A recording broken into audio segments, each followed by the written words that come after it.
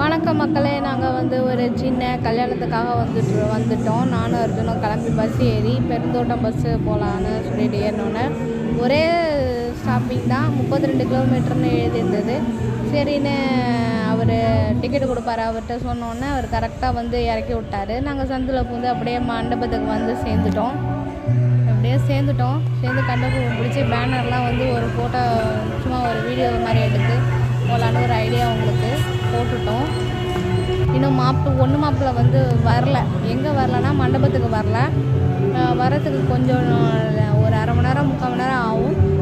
ஏன்னா மணி ஆகலை, வருவாங்க. வந்த பிறகு தான் மேரேஜ் வந்து வைத்தீஸ்வரன் கோயில் சன்னதியில் நடந்து இங்கே விசிட்டு ப்ளஸ் மண்டபம் சாப்பாடு ரெண்டுமே நடவாங்க. இப்போ வந்து அடுத்தது மாப்பிள்ளை பொண்ணுக்காக வெயிட்டிங் இருக்கும்.